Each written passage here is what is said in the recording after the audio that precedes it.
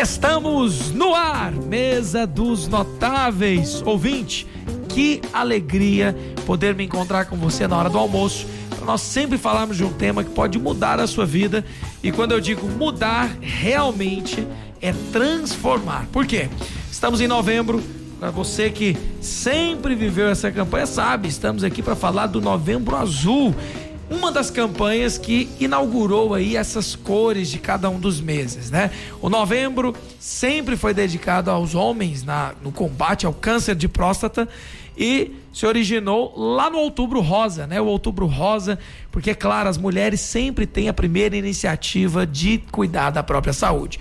Eu brinco que o homem só vai no médico para duas coisas: ou ele tá morrendo, uma dor que tá matando ele, não deixa ele trabalhar, ou uma mulher arrastou ele pro consultório. Dificilmente o homem vai por conta própria, o que é muito ruim, e é por isso que nós vamos falar tudo que pode estar acontecendo nesse exato momento com você ou com quem você ama. Para falar desse tema comigo, ele, o nosso doutor aqui na rádio, ele que é apresentador do Fala Doutor todas as quintas às 5 da tarde e nos deu o prestígio de ter ele aqui conosco no Mesa. Doutor Hélio Arão Júnior, ele é médico, urologista e vai explanar tudo a respeito do Novembro Azul. Doutor Hélio, seja muito bem-vindo ao Mesa dos Notáveis. Boa tarde, Guilherme, boa tarde, ouvinte. É um prazer mais uma vez estar aqui colaborando e trazendo uma informação para o nosso ouvinte. Aí eu acrescento, né, quando você fala ele só vai no médico por duas coisas, eu acrescentaria uma terceira ao homem. Qual, doutor? Né, quando ele tá falhando, aí ele fica desesperado, ele vai também. Corre pro médico. Aí ele tem que correr. Mas quando a gente fala do Novembro Azul, no início a gente falava exclusivamente da vigilância com relação ao câncer de próstata. Hoje nós vamos um pouquinho mais além.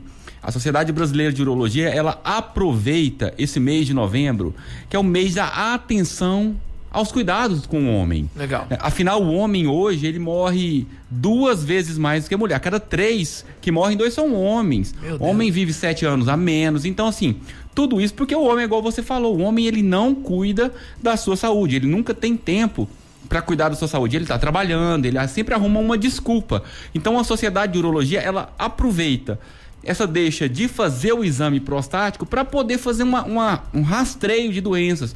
Por exemplo, o homem vai lá no consultório do urologista nesse mês de novembro, ele não vai ali só para olhar a próstata. Nós vamos aproveitar e olhar de uma forma geral. Olhar colesterol, olhar glicemia, olhar como é que tá a pressão, ver se tem alguma coisa a mais. O ácido úrico alterado, se ele tem alguma doença, para poder orientar como que ele vai conduzir. E por isso é saudável. Então essa iniciativa que partiu aqui no Brasil da SBU, né, ela tem ganhado força a cada ano. Inclusive, doutor Hélio, enquanto você fala aí, fico imaginando aqueles homens que fazem pelo menos uns 6 meses que nem visitam o médico, né? Que é muito comum. Antigamente, por exemplo, todos usavam dentadura, né? E sempre tinha um ou outro usando dentadura e não era estranho. Até o dia que a gente descobriu que escovar os dentes mantém ele pela vida toda. Então, o cuidado é só a manutenção necessária para viver bem e viver muito, né? E é interessante, Guilherme, porque aí entra um fator chave. Porque o homem, ele fala assim, eu vou no médico para procurar uma doença. Quem vai no médico procura doença acaba achando. Esse é justamente o objetivo. O fato do homem ir ao urologista uma vez por ano para fazer o seu exame de rotina, para olhar ali a sua próstata, não impede que ele tenha um câncer de próstata, assim como a mulher, quando ela vai ao ginecologista, ao mastologista, uma vez ao ano, ou às vezes até mais, isso não impede que ela tenha o câncer. Qual que é o objetivo? É pegar precocemente. Então, quando nós falamos para o homem que ele tem que procurar, não é que o doutor Hélio ou o doutor fulano ou qualquer um vai fazer um milagre para que ele não tenha câncer. Ainda não existe esse tipo de tratamento. Talvez no futuro, com a engenharia genética aí, com a modificação de genes, a gente possa até ter isso. Por enquanto, não existe como você... esse ano eu estou bom, o ano que vem eu também estarei bom. Não tem como eu prever isso.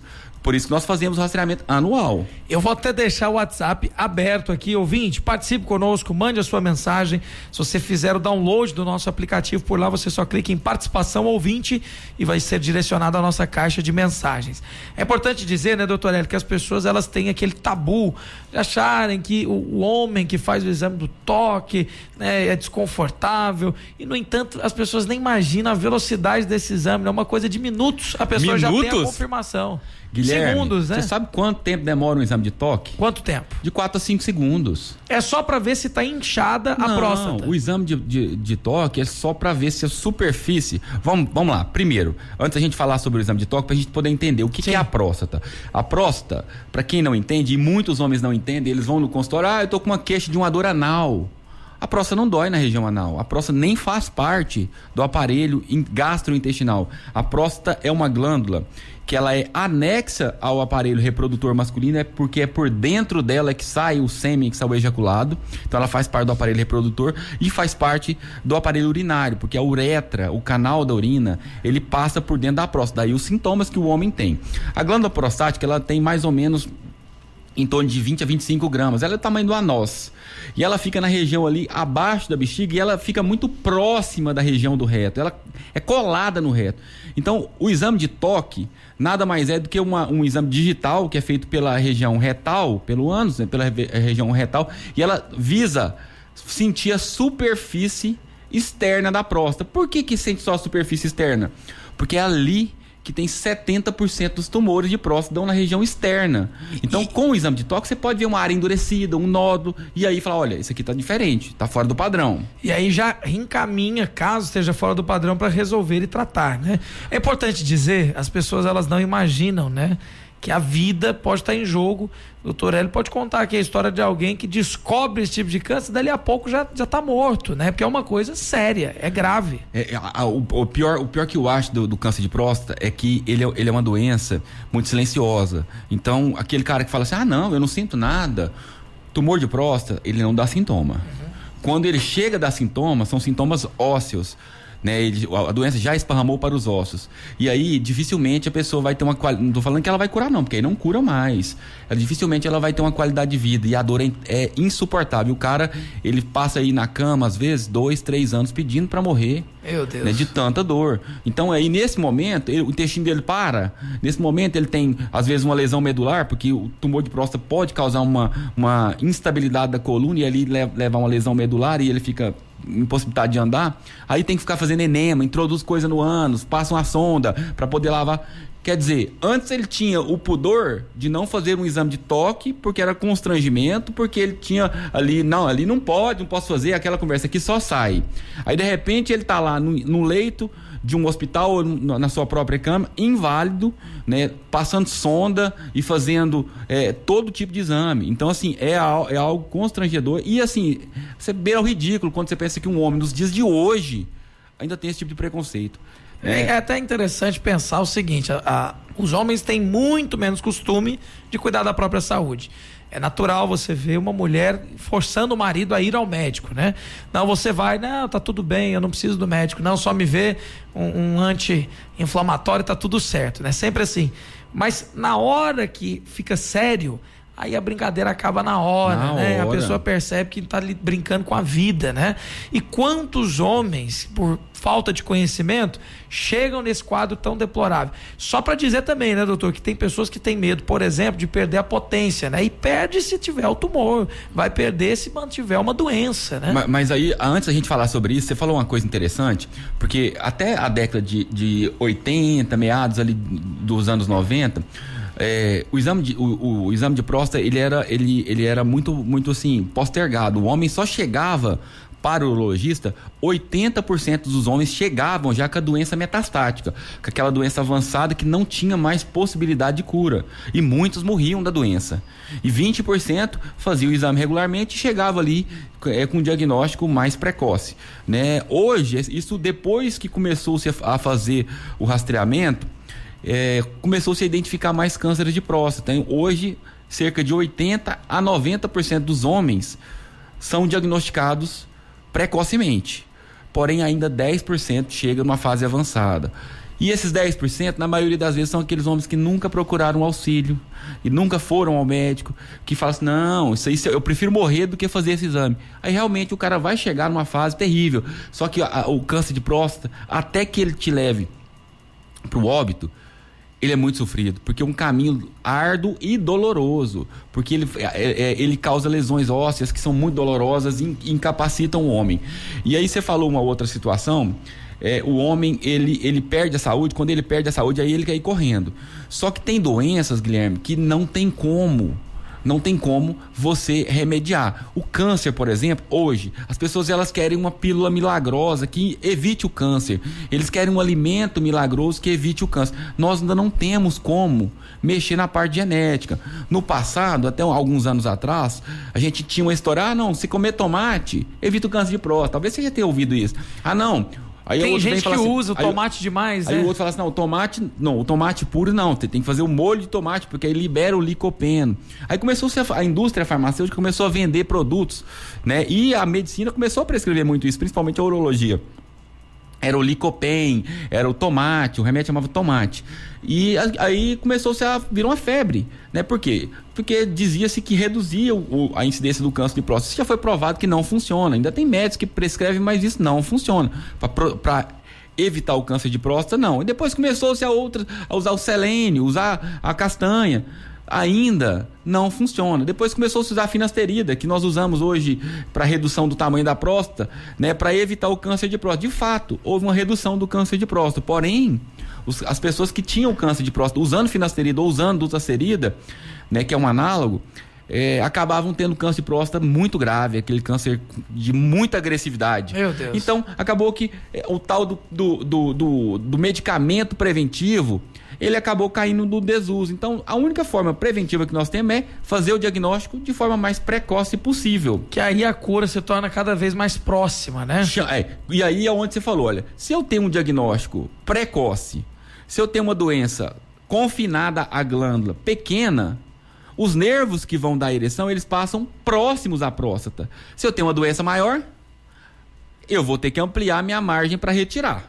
Consequentemente, os riscos de impotência, eles aumentam na medida em que a gente aumenta a largura, a expansão da retirada. Se a doença está mais localizada, a tendência é que fique mais perto. Fácil de resolver, né? E aí, menos chance de ficar incontinente, menos chance de ficar impotente. Sem contar que, assim, caso aconteça do homem, por um acaso, ficar com uma disfunção erétil, hoje tem muito tratamento medicamentoso, tratamento com cirurgias, né? Porque tem gente que deixa de tratar com medo, né? Ele fala assim, eu não vou no médico porque vai que eu descubro alguma coisa. Esse é o problema. Olha esse pensamento, rapaz. Eu não vou no médico porque vai que ele encontra alguma coisa. Mas se não for ou for, não muda nada. Lá. O negócio é que, assim, não tem como você mudar. Vai que ele descobre. Vai que ele descobre precocemente, eu curo. Isso. Entendeu? Agora, se não for, a chance de... Guilherme, sabe qual que é a conversa que eu mais escuto? Não, doutor, mas pra que eu vou fazer isso? Eu não tô sentindo nada.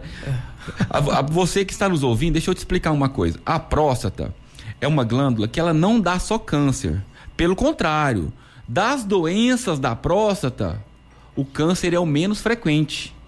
A próstata, ela tem 3 doenças que são muito frequentes nela, né? A primeira delas é a inflamação, é a prostatite. Essa dá muito sintoma, é um sintoma muito semelhante à infecção urinária na mulher, que é a urgência para urinar, a dor para urinar, a ardência, às vezes a urina trava, né, o desconforto, a febre, calafrio. Essa é a prostatite clássica. E existem a HPB, que é o que a gente vê no idoso, é aquele cara que acorda várias vezes à noite para urinar, o jato não tem força, ele vai urinar, esparrama a urina toda, sobra a urina na cueca. Isso é o HPB. O câncer de próstata, qual é o sintoma que ele dá? Nenhum. Ele só vai dar sintoma se ele tiver misturado com ele um componente de HPB, de inchaço da próstata. Senão ele não vai dar sintoma até que a doença espalhe. Então essa conversa, eu vou esperar dar sintoma, eu não sinto nada. Meu irmão, se você estiver esperando você sentir alguma coisa, quando você for, você já era, né? Meu Deus. Infelizmente, inclusive tem gente participando aqui, doutor Hélio. O WhatsApp nosso aqui pelo 999972005. Até o Juan, ele tá dizendo aqui: confesso que às vezes fico com medo de ir ao médico porque os check-ups não são tão frequentes. Qual a frequência saudável para fazer o famoso check-up completo? É aquela questão, mulher faz muito isso, né? Até porque a mulher ela tem uma rotina com ginecologista, né? E algumas partes que a mulher tá sempre ali cuidando da saúde. Essa questão de ver como que tá o seu sistema imunológico, saber se você tá com algum problema, né? No seu intestino, aquela famosa... quando a pessoa faz ultrassonografia, né?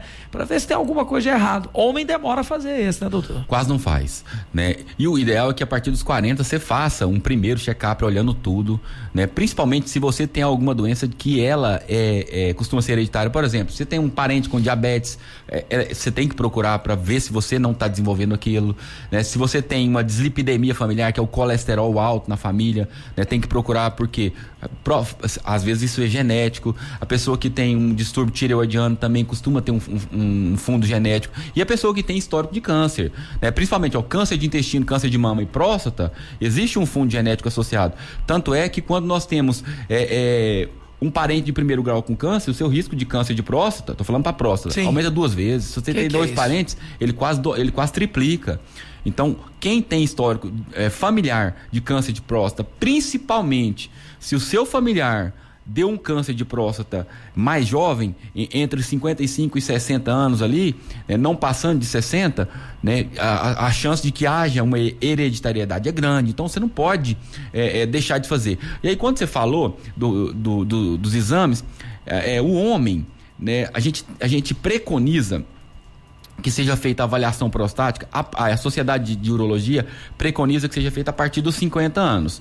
Né? Você vai fazer o exame completo, com PSA, com o exame digital, né, que é o toque, e com ultrassom para avaliar tamanho. Porque o ultrassom da próstata, via abdominal, ele não avalia tumor, ele avalia tamanho da próstata. E se a pessoa tem histórico familiar de câncer, ou ela é negra, ou ela tem um parente de primeiro grau, a gente muda isso para 45 anos. Isso é a recomendação da SBU. A estatística é maior nesses casos. Nesses casos. Eu costumo fazer um PSA, o exame de sangue da próstata, a partir dos 40. Porque principalmente porque tem muitos homens que têm histórico familiar, né? E parentes que faleceram com câncer de próstata, então adquiriram uma doença mais cedo. Então, eu costumo fazer um primeiro PSA com 40, porque dele eu vou ter um parâmetro. Porque não é assim, as pessoas acham que surgiu um câncer de próstata hoje, amanhã meu PSA explodiu. O PSA, para quem não sabe, é o famoso exame de sangue da próstata. Ele revolucionou, ele mudou a história natural da doença. Por quê? Até 1980, quando não se tinha o PSA, eu falei aqui agora há pouco, 80% das doenças eram diagnosticadas numa fase avançada. Com o PSA, começou-se a fazer o diagnóstico mais precoce, né? E aí, então, ele começou a mudar a história. Isso acaba tendo umas controvérsias que eu vou falar daqui a pouco. Então, eu costumo fazer porque o PSA, ele não sobe da noite pro dia. O PSA no câncer de próstata, ele não sai do normal e vai para um valor 10, 12, 14 de um dia para noite. Não, ele tem uma velocidade de crescimento. Então, se você tem um parâmetro normal, se você vai lá no urologista com 40 anos, ele não vai fazer o exame de toque em você, porque você não tem idade para isso. Mas ele vai colher um PSA que vai servir de parâmetro. Você teve um PSA normal lá, tava 1. Daí a 2 anos, você voltou lá, tá 3. Peraí, tem alguma coisa errado. Né? Tem alguma coisa que está errada aqui, vamos investigar melhor isso. Então você tem que ter um parâmetro. Sim. Então a sociedade recomenda que se faça a partir dos 50 o exame completo, e a partir dos 45 quem tem história familiar. Dr. Miguel Sluch, que é um urologista muito famoso, que é professor da USP, agora recentemente aposentou, talvez o urologista brasileiro com mais experiência em câncer de próstata, ele sempre recomenda, olha, com 40 faça um PSA. Não te custa nada, um exame de sangue. Aquele negócio, você não vai deixar de fazer um exame tão simples desse, né? Só inclui num dos exames que você vai fazer de sangue, PSA. O PSA hoje custa R$14. Olha aí. Né? E a chance de sobreviver, hein? Não vai onerar o seu plano de saúde e não vai onerar quem não tem um plano de saúde para fazer, para deixar documentado, né? E o Santil tá até participando aqui, né? Juan agradeceu a resposta. O Santil tá dizendo aqui, doutor, e uma ultrassom via próstata, mostra isso? Guilherme também pergunta qual o melhor exame para detectar esse câncer de próstata. Eu entendi o caminho que o Santil está seguindo aqui, que é talvez assim, tem outra chance, doutor, sem ser o exame de toque? Tem, mas olha só, vamos conversar aqui. Esse aqui até me deu eu me lembrei de um caso, vai ser cômico, mas eu vou contar aqui no ar, porque a gente precisa de passar isso, porque às vezes as pessoas elas não entendem. Sim. Certa vez eu estava com um paciente no consultório e geralmente eu não faço o exame de toque na primeira consulta. Eu vou, converso com o doente, a gente pede os exames, né, até para que ele se sinta mais tranquilo, né? Tem paciente que chega no consultório e a pressão dele tá 18/10, de medo de fazer o exame. Então assim, é uma piada, né? Não, o parece povo já vai com medo, doutor, pelo amor de Deus, não vai fazer isso. Então eu geralmente eu não faço. Mas aí veio um paciente, né, e eu olhei ele e E ele tava normal, né? Ele tinha 49 anos, o exame tudo normal, fiz avaliação normal, não fiz exame de toque, pedi os exames de sangue. Aí o exame de sangue dele veio normal, o PSA veio normal, mas ele tinha 49 anos e tinha um histórico familiar. Eu falei, meu irmão, nós vamos ter que fazer o exame de toque por conta da história familiar. Não, que ninguém faz exame de toque em mim não, doutor, de jeito nenhum. Ninguém toca. Eu peguei e falei, olha, moço, precisa de fazer esse exame? É importante pra você. Rapaz, o homem saiu, bateu a porta e saiu do consultório xingando. Passou 1 minuto, bate na porta, abre a porta e entra o homem. Caladinha, a mulher falou pra ele, volta lá e faz seu exame, rapaz. Não, esse fala mais alto em casa. A sorte dele é ter essa mulher, porque imagina só um camarada desse se não descobre a tempo a doença. Esse fala mais alto, né? Sim. Aí eu peguei e falei pra ele assim, meu irmão, tem que fazer o exame. Aí ele entrou de novo, a mulher tinha brigado, fez o exame de toque, tinha um nódulozinho que tava no PSA dele normal. Então, feito isso, nós fizemos, tinha um nódulo, biopsiamos, e esse cara tava com câncer de próstata, com 49 anos. Ele foi operado, talvez ele possa até estar nos ouvindo aqui, né? Depois nós ficamos amigos. Sim. Hoje ele tá curado, potente, continua de vida normal. Aí teve um outro, olha só, olha esse aqui que é cômico. Ele veio e eu falei assim, olha, tem que fazer o exame de toque, igual esse daqui. Esse daqui Sim. A esposa mandou, ele fez. E o outro não faço, não tem ninguém que me faz fazer. Quero o melhor exame. Bem, o exame que tem maior acurácia hoje para o câncer de próstata é a ressonância de 3 Tesla. Não dá pra gente fazer isso em todo mundo, porque é um exame que é caro. Naquela época, a gente não tinha as ressonâncias de 3 Tesla, era uma ressonância de 1,5. Para ela ficar boa, você tinha que introduzir um aparelho no ânus.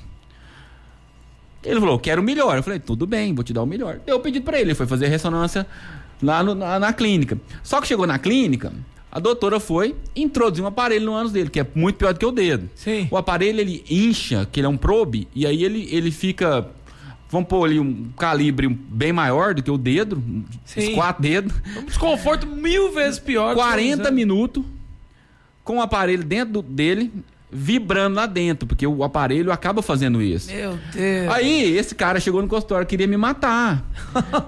Eu não queria Não, isso não é brincadeira, não. Eu falei pra ele, moço, eu queria fazer o exame aqui, pra resolver pra você. Resolver fácil. Ele quis fazer essa ressonância. Aí ele falou assim, doutor, eu abria o olho, a mulher tava lá de frente, eu via ela pelo vidro. Eu morria de vergonha. Eu fechava o olho, ficava com medo dela tá achando que eu tava gostando. Ó, o que o senhor me faz passar? Eu falei, não. Quem te fez passar isso foi você. Existem exames melhores? Existem. A ressonância é um exame muito bom? É, mas ela não faz parte do diagnóstico corriqueiro. Exato. Aí você quer fazer uma ultrassom? A ultrassom ela vai introduzir um probe retal. Pra que é você vai muito mexer mais com grosso, isso? muito mais demorado. Então não tem sentido. Não é um exame feito com anestesia, esse ultrassom. Então, o exame de toque ainda diagnostica 20% das doenças, você não vai ver em exame de sangue. Sim. Você só vai conseguir através do exame de toque. Aí a pessoa, então tem que parar com essa bobeira. A pessoa às vezes fala assim, rapaz, no mundo desenvolvido de tecnologia igual o nosso, ainda não existe nada para substituir esse exame de toque. Você acabou de perceber que existe, mas de toda forma tem que ter acesso à região da próstata. Hoje, com a ressonância de 3 Tesla, ela melhorou um pouco a acurácia do diagnóstico, mas não dá para todo mundo, é um exame super caro, os convênios não dão conta de custear, o próprio doente não dá conta de pagar, que é um exame que custa aí doutor, mais ou menos R$1.300. Com todo respeito, depois dessa descrição desse exame de 3 tera, pode ser um de 4, de 5, eu não quero nenhum desse aí. Deus me livre, 40 minutos? Não exame, não, a tortura. Então, esses usavam um probe retal. Depois os exames vão melhorando. Eu acredito que no futuro tem grande chance do exame de toque ele acabar sendo obsoleto. Mas hoje, 2022, ele ainda é importante. Sim, fora que aquela questão é tão simples. As pessoas criam na sua mente, né, o imaginário de que o exame de toque é algo difícil. Mas assim, você mesmo acabou de dizer... Agora, o Guilherme, também é uma coisa assim, ó, o doutor... você vai fazer o exame. Você não vai fazer o exame de toque todo ano. Você não vai fazer o exame de toque igual o Gessé tava querendo fazer aqui, ó. Gessé, inclusive, nós vamos sortear aqui na rádio, o Gessé tava perguntando, doutor, você não vai sortear o exame, não? Eu falei, não, me ajuda, Gessé. Então, não é assim que funciona. O cara vai fazer o exame, hoje... E ele às vezes vai ficar 2 anos sem fazer, porque ele fez o exame de toque. Hoje ele tem um PSA. Se estava normal, Ele vai acompanhar, vai fazer uma curva de evolução do PSA, olhando a velocidade de crescimento, a densidade do PSA, que é quando você pega o ultrassom, né, e o PSA, você divide o PSA pelo ultrassom, isso vai refinando. Sim. Então, não quer dizer que você vai no médico, é obrigado a fazer o exame de toque sempre, não é assim. É porque aí o homem também, ele cria aquelas histórias, né, mentirosas, muitas delas, né, falando, rapaz, esse negócio é perigoso. Quando você menos espera, era nada, né? Simplesmente nada. Mas a pessoa deixa de cuidar da própria saúde por conta de alguns relatos muito exagerados. E aí, assim, o homem é que cria esse preconceito. Quando ele mesmo, ele começa a conversar coisas assim, entre amigos. Aí ele vai criando essa conversa e aí vira achando que é um bicho de 7 cabeças. Não é. Agora, em cada 6 homens tem o risco de desenvolver um câncer de próstata. Meu Deus, muito. Então, é muita gente. Não dá pra negligenciar. Guilherme, uma outra coisa que eu e o Francisco no Fala Doutor, nós falamos muito sobre a obesidade e cansamos de falar e os ouvintes não cansam de perguntar. As pessoas perguntam assim pra mim, doutor, o obeso, ele tem um risco maior de desenvolver o câncer de próstata? Ele não tem um risco maior de desenvolver o câncer de próstata. A obesidade não torna mais propício pro câncer de próstata. Só que, no obeso, por uma questão hormonal, o câncer de próstata é mais agressivo. Entendi. Tem grande chance de evoluir mal, de ter um prognóstico pior. O câncer, quando você tem um descontrole hormonal, ele tende a ser mais intenso. Porque... Isso em qualquer região do corpo, né? Na verdade, o desequilíbrio hormonal diminui a sua imunidade celular, né? E aí acaba favorecendo a gênese de muitos cânceres. Agora, uma coisa que você falou que é interessante aí, até pouco tempo atrás, vamos pôr uns 10 anos, o homem tinha medo de fazer reposição hormonal, por quê? Porque ele achava que a reposição hormonal daria câncer de próstata. Por quê? Porque na mulher, o câncer de mama tem um fator hormonal envolvido ali relacionado ao estrógeno. Sim. No homem, isso já foi provado. Morgan Taylor, que é um americano ali, que ele fez um monte de trabalhos aí na literatura publicados, mostrando que não tem relação do câncer de próstata com a reposição hormonal. Agora, se o cara tem um câncer de próstata em atividade, aquele câncer que não foi tratado, que tem o PSA está em progressão, ele não deve usar de forma alguma hormônio, nem esteroide e muito menos testosterona. Por quê? Porque a testosterona ela acaba alimentando o crescimento do câncer. Ela não dá câncer, porém ela é o fator de crescimento do câncer que não foi tratado. Sim. Mesmo no doente, Guilherme, que foi tratado lá com a radioterapia ou com a cirurgia, que está controlado, esse pode fazer reposição. Perfeito. Agora, se ele não foi controlado, não pode. E tem algumas coisas que alimentam o câncer, né, doutor Hélio? Por exemplo, a pessoa que está em tratamento, ela reduz quase que completo o consumo de açúcar, porque as células cancerígenas, elas são muito alimentadas por essas comidas que aumentam a taxa de glicose. Sem contar que esses alimentos são pró-inflamatórios. Né? Então eles aumentam demais o risco de piorar a doença. Agora, você falou uma coisa de alimento, me lembrei. O câncer de próstata, ele é muito mais frequente no Ocidente do que no Oriente. Ah, é? Muito mais frequente, mas muito mais frequente. Que coisa. É de 3-1, né? Agora, olha que coisa interessante. Se você pega um oriental e traz para o nosso ambiente, a tendência é que o quê? Aumenta a chance dele de ter o câncer de próstata. Aumenta a chance dele ter câncer de próstata, iguala. O que é isso? Será que tem a ver Porque com... existe um fator ambiental. É a nossa dieta, que é muito ruim, rica em produtos industrializados e principalmente em gorduras saturadas. E isso acaba mudando o risco do cara. Ele sai lá da região onde tinha baixa incidência e vem pra cá e aumenta a incidência do câncer de próstata. Aí é grave, hein? Porque nossa alimentação é muito ruim, né? Principalmente aí, nós falamos tanto no Fala Doutor, com relação aos fast foods. Isso aí destrói a nossa vida, né? Eu me lembro quando tinha uma guerra em cima de um corante. Eles chamam de edulcorante, né? Que adoça os refrigerantes. E aí, um dos refrigerantes famosos aí tinha o Caramelo 4. E aí começou uma guerra contra esse tal desse Caramelo 4, que isso aí era cancerígeno. E é uma guerra que muitas vezes as pessoas se esquecem, né? Por exemplo, o que traz muito sabor para esses embutidos como salsicha, presunto, até salga esses animais, são algumas aminas, né? Tem lá os nomes desses elementos. Isso aí é terrível para a saúde. Pro câncer de próstata e de bexiga. E o de bexiga tá na moda. Tem um apresentador aí, o Roberto Justus, né? Sim. O Celso Portiolli, o Roberto Justus, tudo com câncer de bexiga. O Roberto Justus, né? O principal causador do câncer de próstata não é a amina, é o cigarro. Entendi. Né? A amina é um dos fatores, é o segundo, né, junto com os benzenos ali, derivados aromáticos. Então, a gente tá ingerindo isso o tempo inteiro. O tempo inteiro. Né? Tudo tem esses aromáticos. Esse negócio aí dos éteres. Tem um nome lá que eles classificam, mas é tudo química que no final adoça com açúcar e fica. É a mesma coisa você pegar aquela essência de sabonete, né? E aí você põe açúcar e vende pro povo comer. É mais ou menos a mesma coisa. Então o câncer de próstata não é diferente. O câncer de próstata ele tem um fator genético muito forte. Agora o gene, às vezes o cara tem um gene silenciado.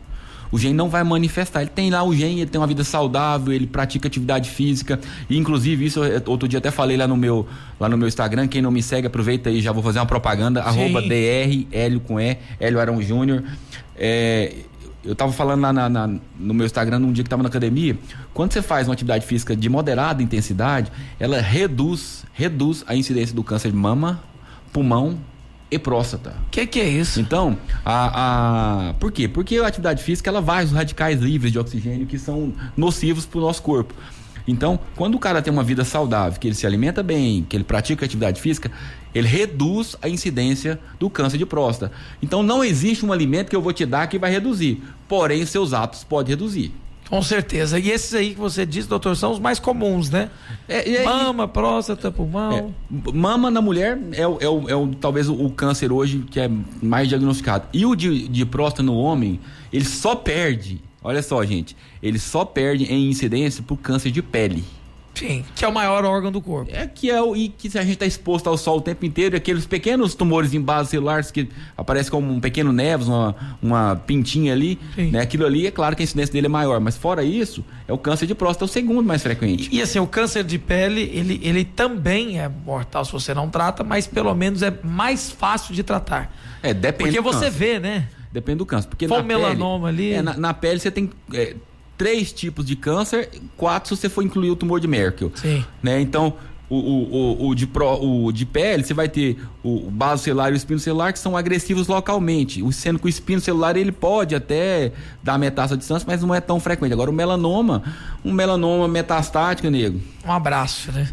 Muito não perigoso. Tem nem tratamento, né? Você muito faz perigoso. A químio, mas responde muito mal, né? E o tumor de Merkel não responde a nada. É numa conversa como essa que eu vejo que nós precisamos cuidar demais da nossa saúde. Eu sou uma pessoa que precisa passar mais protetor solar.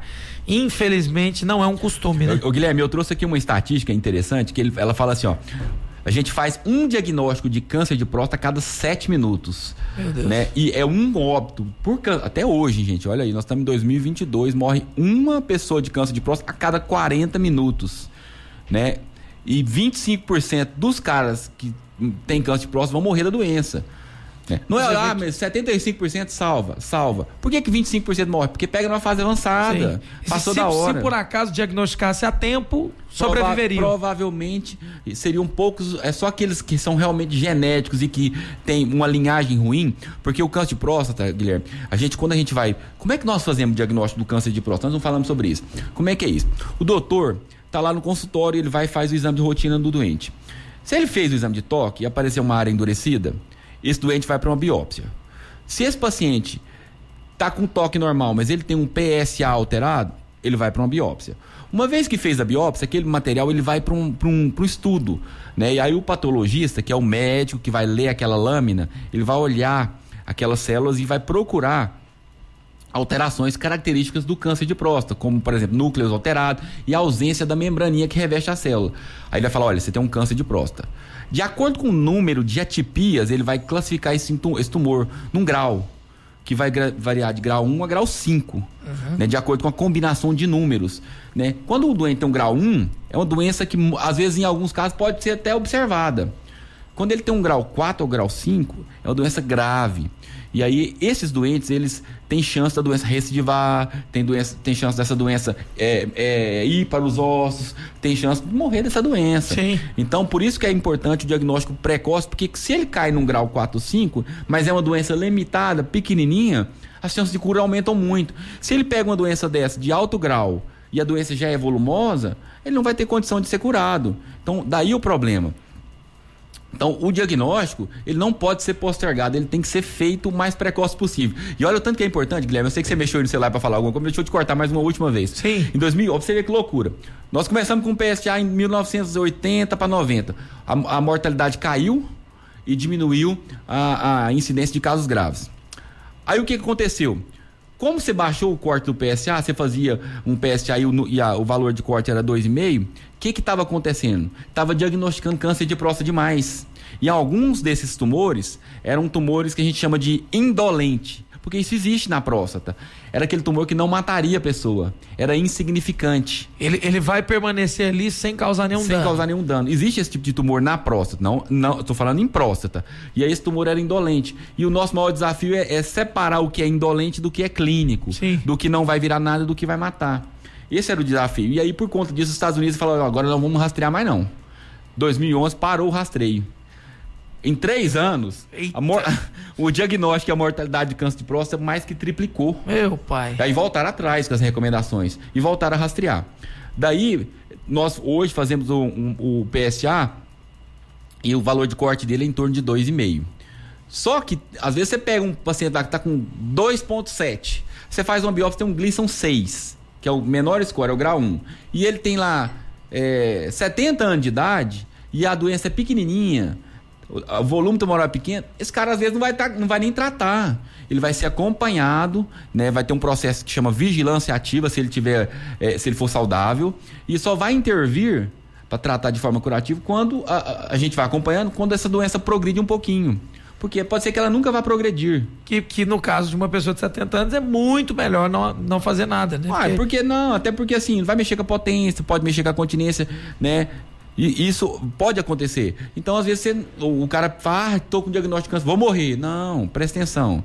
A mortalidade para o câncer de próstata, quando se faz o diagnóstico precoce, ela cai para menos de 5%. O segredo é você diagnosticar a tempo.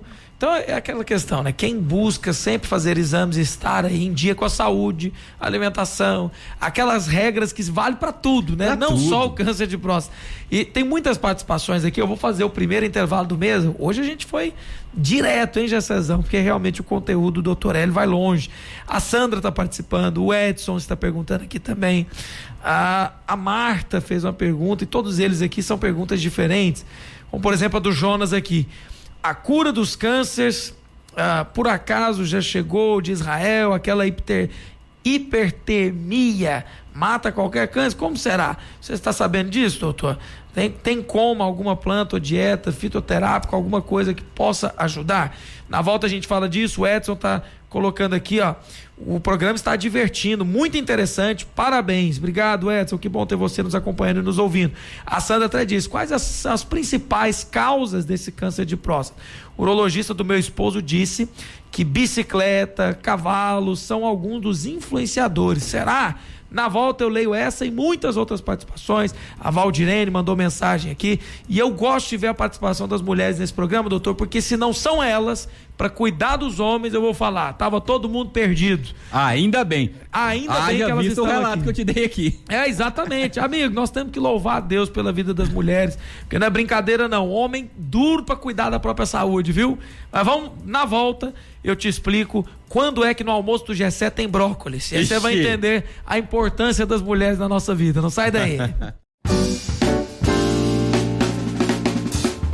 Estamos de volta, bem-vindo ao Mesa dos Notáveis. Para você que ligou o rádio agora, você que está aí no seu carro, transitando por Goiânia, uma região metropolitana, Aparecida, Goianira, você que está aqui nos arredores ou nos assistindo e ouvindo pelo aplicativo. Bem-vindo ao Mesa dos Notáveis, hoje falando do Novembro Azul, o mês mundial de combate ao câncer de próstata. Dr. Hélio colocou aqui uma estatística preocupante, né? Que a cada 3 homens, 1 é diagnosticado. Como é que é a estatística, doutor? A cada 6 homens, 1 vai ter câncer de próstata. Meu Deus, é muita gente. E, inclusive, para dizer, ouvinte, que homem não cuida da saúde. A doutora Hélia até explicou no início do programa que não é só um mês de combate ao câncer de próstata. Porque o homem que vai lá para ver se tá tudo bem, ele já faz exame de todas as outras doenças, né, doutora Hélia? Ele faz um check-up geral, né? E isso tem que ser feito pelo menos uma vez por ano, né? Para quem não tem doenças crônicas, né? Uma vez por ano. Para quem tem alguma doença crônica, quem faz acompanhamento de um diabetes, de uma hipertensão, de algum outro distúrbio, esse daí tem que ir com mais frequência. Principalmente porque o diabetes é uma doença silenciosa. Sim. Né? Se você tem um mau controle no começo do ano e vai esperar para voltar no outro ano, talvez aquilo ali cause uma lesão em algum órgão-alvo. Então, o homem tem que cuidar mais disso. Tem que ficar sempre de olho ali fazendo exame. Guilherme, eu canso de ver lá no consultório homens, né, com diabetes, assim, que não foram diagnosticados ainda, né? Por quê? Porque não vai no médico nem para fazer um exame de sangue. E essa taxa... Eu não tô falando de fazer exame de toque, não. Sim. Tô falando de exame normal, de rotina. Sim, aquela coisa, ver o nível de glicose do sangue para ver se tá normal. Se eu não me engano, 100 é o máximo. 99 é o limite. É o limite, né? Saudável. A partir de 100 a gente coloca como uma intolerância ao açúcar. Antigamente chamava de pré-diabetes. E como é que funciona essa questão do exame, doutor? Porque antigamente, eu acho que até hoje é assim, tem aquele jejum, né? Não posso comer mais nada porque amanhã eu vou fazer exame de sangue. A gente geralmente, quando você vai fazer um rastreamento de glicemia, você faz a glicemia, né, com jejum de 8 horas, mas você acaba fazendo junto uma hemoglobina glicada, que é para perceber ali como é que tá a estrutura dos últimos 3 meses. Porque só o teste da glicemia de jejum, que é feito às vezes aí na rua, né, ele vai te mostrar ali às vezes uma glicemia alterada, porque fez num horário impróprio, né? Mas a gente faz hemoglobina glicada que vai dar um parâmetro dos últimos 3 meses, como é que comportou sua glicose. Então, tudo isso é importante para o homem fazer. Não, o homem não, isso é todos, vida, né? Até mulheres pessoas, também. E é engraçado porque a saúde do homem, eu brinquei na saída do bloco, falei, esse bloco, no próximo bloco você vai descobrir quanto que o Gessé come brócolis. Mas por que eu tô brincando com isso? Porque se não são as mulheres para cuidar dos homens, é brincadeira. Os homens não procuram médico para nada. Então o Gessé, ele só come brócolis e salada quando a esposa dele manda para ele. E quando ele aparece penteadinho, arrumadinho, eu falo, hoje a sua esposa estava em casa. Hoje ela estava em casa e cuidou de você, porque o Gessé dá pra ver o dia que a mulher dele cuida dele, o dia que não cuida. Só pra perceber como a nossa vida melhora também, né? Quando você tem esse auxílio. E um alerta, você que é homem, não cuida da própria saúde, cuidado.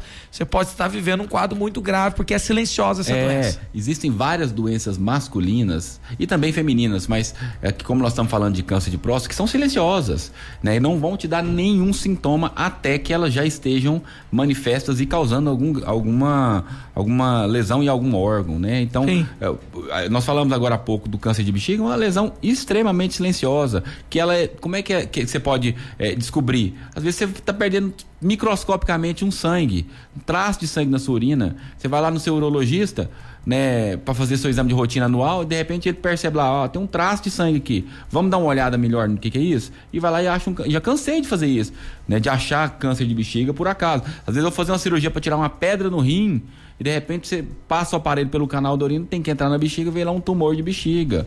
Isso não é raro, é muito comum de acontecer. E a pessoa sentiu o quê? Nada.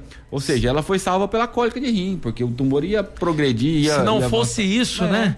Ó, tem muitas pessoas aqui. Agora eu quero aproveitar que você falou aí antes da entrada do intervalo, uma ouvinte falou que o marido dela foi no urologista, que falou andar a cavalo, andar de bicicleta, isso prejudica a próstata. Isso é um mito. Isso não existe nada de comprovado com relação a câncer de próstata e impactos e traumas. Não existe essa relação. Isso aí não existe, né? No passado houve um trabalho que falou que a pessoa que andava muito de bicicleta, né, a horas de bicicleta, esses caras que pedalam demais, podia ter uma impotência. Isso saiu até no New York Times como revista, lá um paper, né, e eu até li, né, o que ele alegava, que havia uma compressão do nervo pudendo, que é um nervinho que sai ali por trás do bumbum, e por conta da compressão ele podia, né, gerar uma complicação na próstata, uma impotência. Isso não é verdade, né? Isso depois foi refutado, né? O que acontece é que pode ter uma neuropraxia. A compressão dele, quando o banco não é vazado, aquelas pessoas que pedalam não tem aquele banco vazado ou que não usam uma proteção, pode ter uma neuropraxia, mas não tem nada a ver com doenças da próstata, não. Isso no passado a gente falava, hoje não existe mais não. Então a Sandra não precisa preocupar. Foi ela que perguntou, disse que o urologista do esposo dela falou, bicicleta e cavalo são influenciadores. Nada a ver, né, doutor? Não é científico, Sandra. Edson tá colocando aqui, Ah, ok, tá parabenizando o programa. Tem uma participação aqui que diz o seguinte: gostaria de perguntar sobre a próstata, porque o meu pai está com sonda, ele não consegue urinar, tem a próstata de 300 GS enorme, está aguardando o resultado de exames que foram para São Paulo. Ele tem 86 anos, ele está perguntando qual que é o tratamento, é só cirurgia? Ele não é gordo e tem um abdômen avantajado, um abdômen maior. Então, isso aí que ele está tendo, provavelmente ele não vai ter um câncer de próstata, né? E se ele tiver também com 86 anos, dificilmente ele vai morrer de um câncer de próstata, até porque existe uma idade para rastreamento de câncer de próstata. A gente começa, igual nós falamos aí, quem tem histórico de risco, com 45, eu costumo fazer um PSA com 40, mas a gente para de fazer o rastreamento por volta de 75. Sim. Por quê? Porque o câncer de próstata é uma doença lenta. Quanto maior a idade para o desenvolvimento, menos agressivo ele é.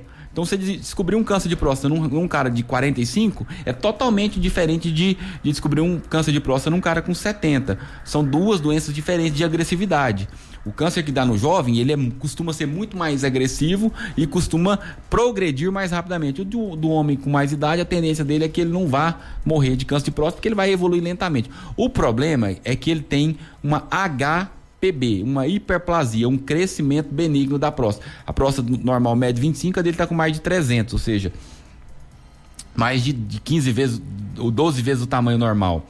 Então ele precisa de desobstruir, porque uma vez que ele está com uma sonda, essa sonda ela causa irritação na parede da bexiga, causa sangramento, ela não causa permite infecções uma atrás da outra. Sim. Então precisa de tirar. Agora o que a gente precisa de ver é se ele tem condição, porque com 86 anos, se ele tem condição clínica de passar pelo procedimento cirúrgico ou não, porque nesse tamanho de próstata não dá mais para fazer uma raspagem pelo canal, né? Então isso passou do tempo de fazer a intervenção, né? Cresceu demais. Aí é uma das coisas que a gente fala aqui, fala muito, né? Uma próstata, ela não sai de um tamanho normal para 300 gramas de um ano para o outro. É sempre um processo lento. Isso não existe. Isso não existe. Uma próstata ela vai crescendo lentamente, a gente trata com remédio para que regrida o tamanho, e se o remédio falha, aí ele vai passar por uma intervenção para desobstruir. Sim. Mas a gente nunca deixa chegar uma próstata desse tamanho. Tem um ouvinte aqui que é defensor dos fitoterápicos, né? Ele tá até dizendo aqui, é o Jonas Damásio. O Jonas tá dizendo aqui, olha, eu tenho muitas curas aí que são multifatoriais. Ele tá até dizendo aqui, melão de São Caetano ajuda com diabetes. Tá colocando aqui, ó, aumenta a termotemperatura, acho que é alguma coisa assim, interna, de 40 graus, e o câncer, né, pode ser combatido assim. E tá dizendo aqui, muitas plantas podem ajudar. É verdade que existem vários livros, né, doutor Hélio, que falam sobre tipo de erva, fitoterápicos estão sempre aí na literatura, né? Estão sempre na literatura. Eu creio que alguns realmente funcionam, porém, para o tratamento de câncer, não existe na literatura descrição. Eu respeito o nosso ouvinte aí, né? Eu sou uma pessoa que eu gosto muito, por exemplo, de uma maca peruana, eu gosto muito de um tríbulos, eu gosto muito de um Philanthus niruri, que nós falamos outro dia para pedra. Sim. Porque são coisas que têm evidência científica. Para próstata, não existe nenhuma evidência científica. E a termotemperatura já foi, é algo que foi usado, né? E a temperatura acima de 40, ela desnatura qualquer proteína celular. Então ela mata a célula boa e uma célula ruim. Sim. Isso não vingou. Não foi nada, não é algo que foi para frente. E eu respeito, assim, a opinião do nosso ouvinte aí. Porém, isso a gente trabalha com evidência científica. Sim, eu não posso ficar aqui e falar, olha, funciona, porque não tem evidência científica. E se por um acaso realmente funcione, basta apenas ver a quantidade de casos que resolve, e aí a ciência vai atrás. Aí teria que ter um grupo, estudo controle, científico, né? Pegar, olha, esse grupo X vai receber a semente da abóbora aí, o que ele falou, né? E esse grupo Y vai receber um placebo. Né? E aí vai acompanhar esses grupos e avaliar a mortalidade, né? Então é algo que assim fica até inconcebível, porque quem seria o grupo que está ali com câncer de próstata que fala, olha, eu quero usar um remédio que não está padronizado, validado, né? Enquanto um grupo vai tratar a doença, o outro grupo vai ficar tomando algo assim que pode comprometer a saúde dele no futuro. Então é difícil até de fazer o trabalho. E comprovadamente a cura acontece quando a janela terapêutica ali está dentro, né? A pessoa consegue tratar. Mas assim, eu tô falando assim, não tô aí criticando o amigo, o irmão que gosta do fitoterápico. Claro. Eu tô defendendo uma parte científica. Sim. O Cristiano tá até dizendo aqui, ó, o programa é ao vivo, ao vivíssimo, Cristiano. Ele tá perguntando, pede o doutor Hélio para falar do exercício físico na prevenção do tratamento do câncer de próstata. Ele falou aqui, mas é sempre bom repetir, né? Quem faz... O que eu falei, e isso já é provado, que a atividade física de moderada a elevada intensidade, aí nós falamos do CrossFit, do HIIT, desses exercícios de mais intensidade, eles varrem os radicais livres e ajudam na prevenção câncer de mama, sim, pulmão e próstata, né? E agora também o câncer coloretal, que também tá tendo um estudo a respeito disso. Isso é algo que é comprovado cientificamente, está tendo um manual do INCA, né, do Instituto Nacional do Câncer, porque acaba varrendo ali os radicais livres, que são células que potencialmente causam dano nas nossas células, e aí uma célula que sofre um dano e aí ocorre um erro de correção, aquilo ali vira um câncer. Inclusive, a gente estourou mais do que estourou o tempo, porque qualquer programa com o doutor Hélio... Pois é, qualquer programa com o doutor Hélio é pequeno, porque o conhecimento do homem é grande. Nessa semana nós vamos ter o Fala Doutor sobre isso. Exatamente, e aí nós vamos já convidar você que está acompanhando agora, eu vou fazer a última pergunta do ouvinte, vão ficar algumas de fora, mas não tem problema. E na sequência, quinta-feira dessa semana, 5 da tarde, o doutor Hélio termina falando tudo que a gente começou a falar aqui. Nós falamos sobre os tratamentos, sobre a incontinência, a impotência, que é o que o homem tem medo, né? Exatamente. Quando ele vai tratar um câncer de próstata, o maior medo que ele tem é de ficar impotente, ficar fazendo, urinando na roupa, né? Então nós vamos falar isso tudo. Na quinta-feira nós vamos continuar, porque o assunto é muito extenso.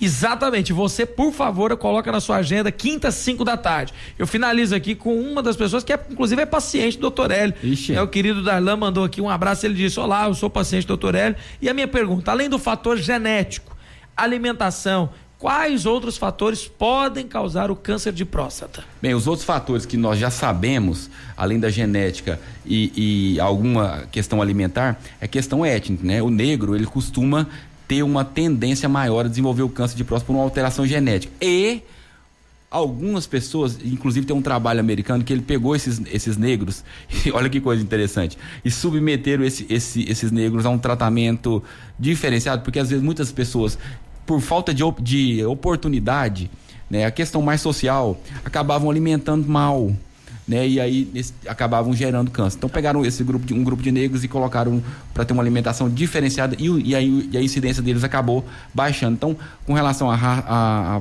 parte dos negros, a gente ainda não tem certeza.